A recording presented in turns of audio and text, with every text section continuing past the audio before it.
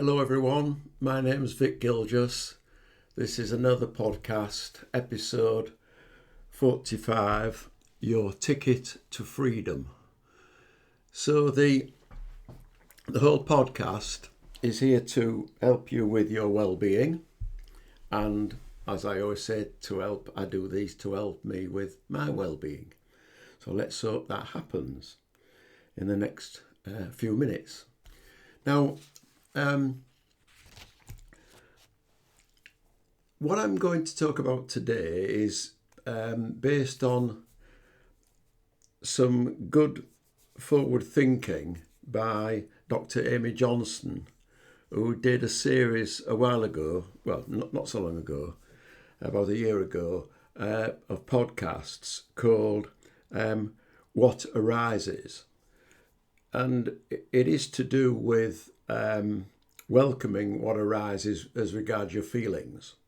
So today I'm going to talk about feelings in the context of we can examine our thoughts about things, but we also have feelings. And let me explain. When we have a thought, good or bad, it's usually arise in a corresponding feeling of good or bad, or in between. Sometimes we get in a feeling. In other words, a feeling can arise and we may in actual fact think, well, where did that come from? But then again, our mind will soon come in with a narrative, a story, a label around stuff to say, oh, well, the way we feel this or the way you feel that is because of X, Y, and Z. And that narrative story can be good, bad, or indifferent. And in the cases of where it's not a good story, in other words, our thought says, oh, I've got an upset feeling because of something that went wrong or something I've done wrong or something that others did wrong to me. The mind then, being the logical device or computer that it is, in trying to help, comes up with a workaround. So it says, well, we don't want that to happen, that bad feeling, or, this isn't good. So we need to do X, Y, and Z about the situation, which is, the way in which we work in life, I suppose. Something's wrong and we try to fix it. But there is another way of looking at this, is to say, well, what if there is nothing to be fixed? What if the mind is kind of jumping to conclusions? And what if another way of looking at this is to say that the mind could be trying to opt out of avoiding any pain? I'm not saying that that's wrong, but, it's like saying, well, I don't want the pain, give me the anaesthetic. But as we all know, anaesthetics, later on, when it's wearing off, kick you in the backside. And what if the mind, in coming to conclusions about what needs to be done to put things right, what if the mind, our thoughts, the thoughts that our mind gives, are incorrect? What if we work from the assumption that it's all imagination, it's made up, we make it up, that what we do is based on our fears and prejudices and beliefs? And what if a belief is just a way of a habit of avoiding pain? So it could be, well, I'm going to punch that fella on the nose, or I'm so upset I'm going to binge eat or have a drink. Or what if because life's bad to me, I need to withdraw from it? Or what if life's bad to me, again, I need to go back into punching everybody on the nose? So in other words, you can see that sometimes thoughts can get us into trouble, although when we look at a thought is not in real time. A thought is usually from a memory of something that's happened, even if it's a few seconds or moments ago. And in that sense, bad thoughts can drag us down, make us depressed, get us angry, make us withdrawn, make us aggressive. Good thoughts, so are brilliant. So we can look at the past and we can think, oh, wasn't that wonderful? We did that, that happened, I did that, life was good to me, etc., etc. So got to be very careful here in dismissing the role of thought plays in our okayness with life. And of course, because of thought, we can remember bad things, not nice things, with the purpose of learning to avoid them. But life is always in the now, and the situation then is not the situation now, and often we not living in the now. In other words, applying the lessons of the past doesn't sometimes always work. But again, let me get round to saying that when we are up in our mind, up in our memory, either thinking about the past or thinking about the future, we're not in the now. We're not present to what life can give us, and that's what I mean by looking at the difference between feelings and thought.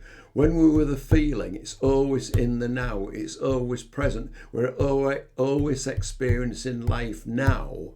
And you could say that that is the way in which we should be, doing things, taking the blows and becoming resilient to the blows and realising that that is life. Sometimes that cannot be avoided.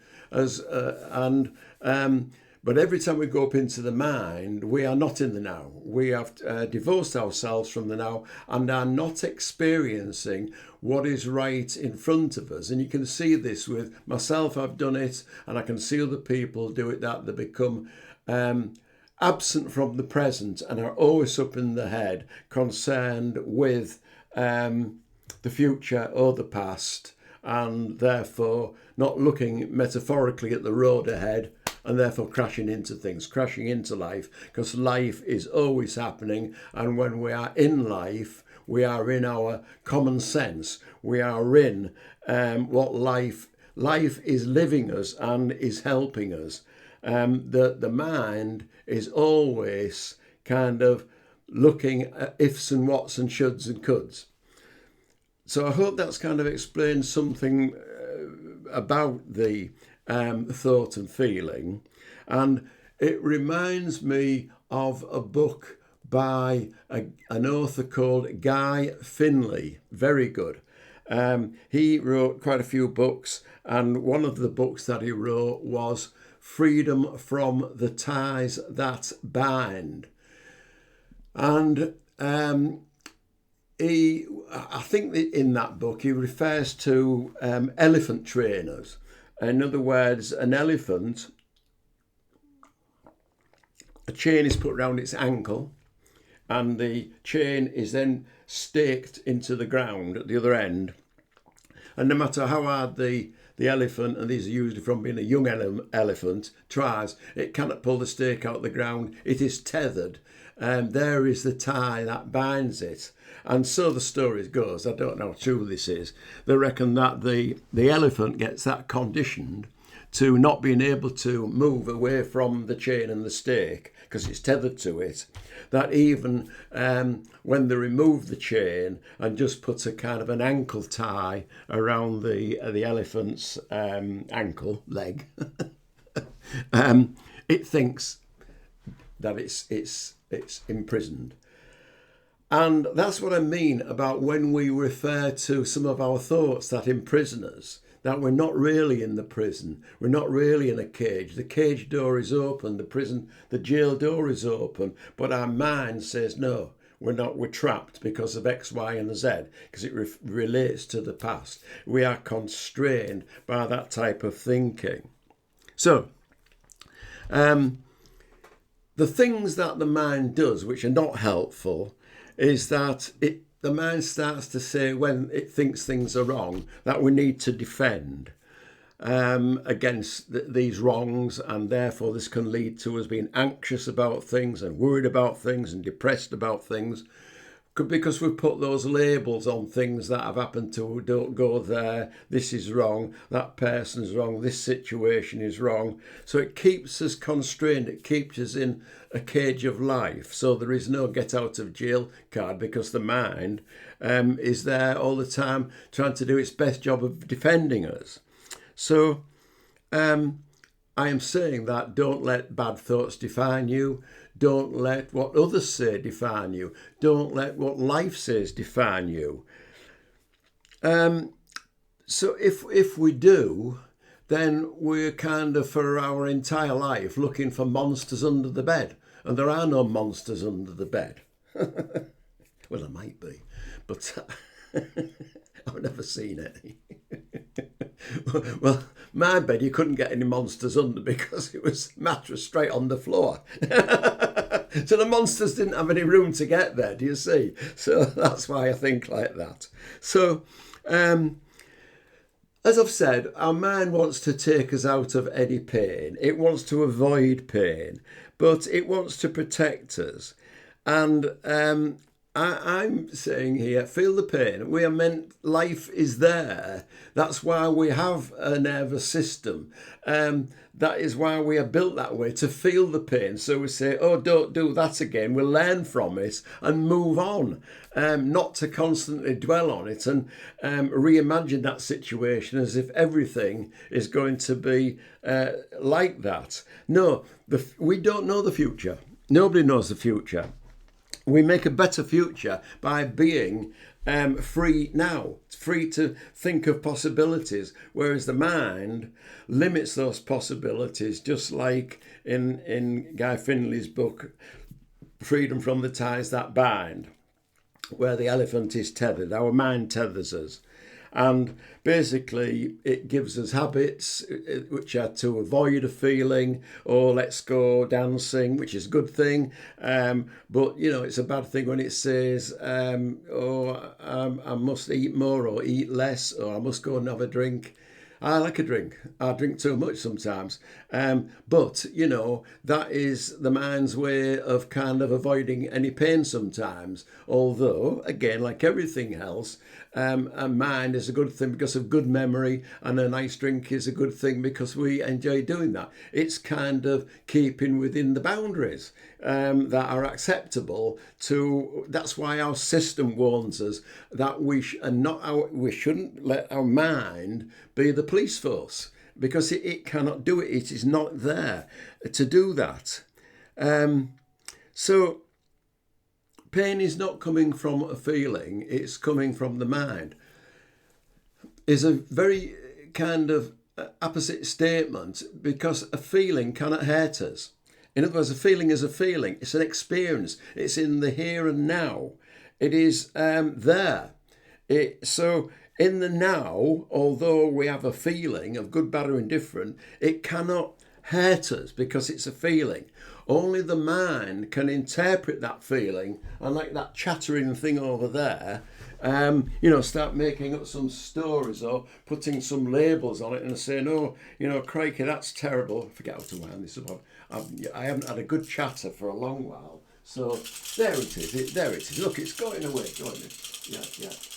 Oh dear me. That's what we do. Fall off our perch quicker because we're listening to that all the time. So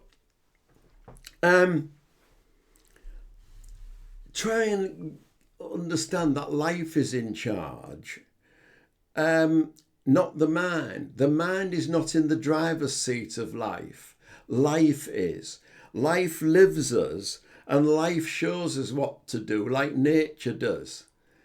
Not the mind. The mind will take us on a wild goose chase on many occasions. And your feelings are here to be seen. I remember going to a workshop on Happiness Now project the Happiness Project with Robert Holden, brilliant guy. And he used to get us into, split us off into couples. And the couple, what we had to do was, we had to say to the person in front of us, I see you. And then the other person replied by saying, I'm here to be seen. So, in other words, in that moment, it is good if we see life and if life sees us.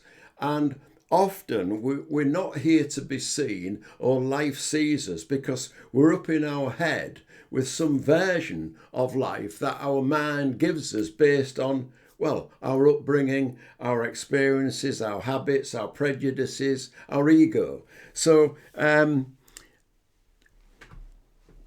life is in the driver's seat. And it is another thing that Robert Holden told me. I remember a story saying, what would you do if some dogs are chasing you? Well, I've been chased by a dog and bit by a dog, and I should have stopped running. But what Robert Holden took it a bit further, and he said, no, you stop running and you turn around and you face the dogs. If I'd have done that in this case, well, the dogs did do, they bit me.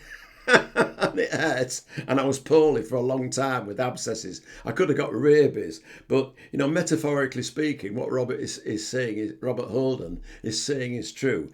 Face the fear, because fear is the only thing that causes us anxiety. Fear in the moment, it is what we make of it, I suppose. So we can't be stuck. It's just the mind that gets stuck. The flow of feeling is where we are. Another interpretation of, like on the positive side of way in which we can interpret things, instead of responding to life in a negative way, is a bit of a personal story here. And I hope I'm not dissing my father, who's long passed now, beautiful man, and so was my mother. But at one time, I'm talking about the late 1950s or early 1960s. Anyway, I was a teenager and I was at home before I got married, living with my mum and dad. I knock on the door one day, and my dad went to the door, and I didn't know the backstory at the time. I was there, but obviously the man who was at the door was, I didn't know it, but it was a debt collector, and had said to my father, he wanted some money off my father. And my father, because this is the bit I heard, not knowing the backstory, my father said, I'm sorry, I haven't got any money today to pay you. I will pay you next week when I get some money, but I have none at the moment. Now, this was true. We were very much working class, living near the docks. Life was difficult. We were poor. My father was poor, and in actual fact had got into debt because he'd had some money stolen from him and had to make good that money. And in the late 50s, early 1960s, there was no where you could go to a bank and get a bank loan. And certainly in my father's position, being low working class, there was no way he was going to get his hands on money other than going to a debt collector. And he paid dearly for that because the crooks, they charged exorbitant rates of interest, and you never got free of the loan. But the bit I remember on the doorstep was my dad saying he had no money and would pay next week. And what this chap did was he walked away slightly from the house and shouted at the top of his voice, George Gill just cannot pay his debts. He is in debt to us and he won't pay his debt. This is terrible, blah, blah, blah. And my father spoke over him, deliberately, not shouting, but I could see the man was listening. I couldn't see because I wasn't seeing through the door, but I could sense that the man was listening. The man went quiet. And my father said something like, look, you are no different from me. I'm an honest man. If I haven't got any money, I haven't. I will pay you when I get some money. Don't try and put me down. You are no different from me. You are no better than me. Don't try and make out that you are. Go away. I'll see you next week. And I came to the door to be by my father's side to see that man walk away, and to my mind, it looked like a small man. And I was so proud of my father. I didn't know the backstories I've said as to why. I didn't even know it was a debt collector. I didn't understand what all that lot was about then. I didn't. And maybe I should have done, I don't know. But since then, I've realised that my father was not going to be put down by life. That my father knew that he was as good as anybody. And if you go back to the three principles, mind, consciousness and thought, we've all got the same basic gear. We are enough. We are all subject to happiness and highs, and we're all subject to sadness and lows. That is the nature of the human condition. The human condition is infinitely okay enough to be able to benefit from what life can give us. And so going back to the introduction here to all this is your ticket to freedom, which is the title of this podcast, is saying that often we imprison ourselves, or our mind imprisons us through our thoughts about life, which can keep us stuck. And in actual fact, what we can do when we stop thinking about what thoughts mean,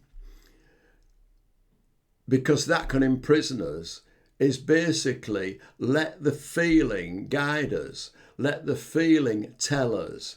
Because it doesn't have to put it in words, it doesn't have to put it in thoughts. The feeling basically is before thought. And before thought, mind, consciousness and thought is where the oneness is where the greatness is where the creativity is. It is where the spark of life is. It is before thought. It is where the formless is. It is divine. It's got life's energy and it's got life's wisdom.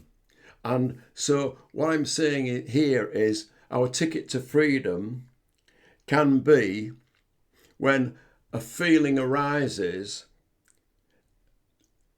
being with that feeling, not defending or pushing away from it, leaning into it. And thank God to Amy Johnson, who started to look at this more deeply. So I hope that's been useful to you. Just kind of keep on feeling good stuff. So we'll have a relax now, if that's okay. Just to settle down, calming down. Let's let my tea get a bit cold. It's warm now. So let's just look at our breathing. Let's do some box breathing. Just breathing in, 2, 3, 4. Holding, 2, 3, 4. Exhaling, 2, 3, 4. Breathing in, 1, 2, 3, 4. Hold, 1, 2, 3, 4. Breathing out, 2, 3, 4. Breathing in, 1, 2, 3, 4. Holding, 1, 2, 3, 4. Breathing out, 2, 3, 4. So back to normal breathing, just relaxing, just letting thoughts just go through, not holding on to them. Just being with the flow of life, so nice and easy and gentle. Just calming down right from the top of our scalp, soft temples, easy brow, going down through our relaxed face, Easy neck and jaw, relaxed, going down to soft shoulders, just soft shoulders, just relaxed. Going down through our forearms, down, breathing gently through our chest and lungs. Our tummy relaxed. Our forearms relaxed, easy, gentle on the wrists and fingers. Our bottom easy on the chair, down to our thighs. Just relaxed, soft knees. Down, relaxing through our calves. Down to our ankles. Flexible and relaxed. Down through our feet. Right, relaxed down, right to the tips of our toes. That's correct, that's right. Life just flowing through us. Just thank the body for being there. Thank your mind for doing what it can. Getting to understand that the mind is not the master. It is the servant of the wisdom that you've got. You are already okay. The mind is trying its best. We don't let it rule us. It doesn't rule us. Wisdom, intuition, knowing, the present, our feelings are the guide. That's the inbuilt system that we have which takes us through life. It's always with us. It knows what to do. Life lives us when we let it.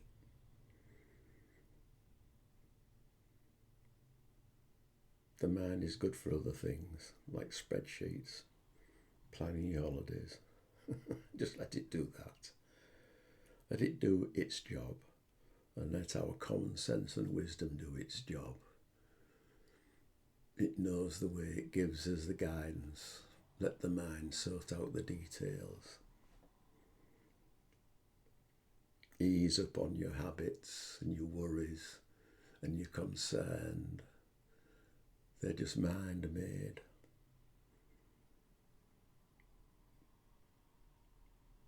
Look to reality of life, your feelings, rather than your imagination, your thoughts. Let them work together and live a life without the ties that bind. This is your ticket to freedom. So right, if you come back into the room, into your body, thank you very much for listening and watching again. Take care. I hope to see you soon. Thank you.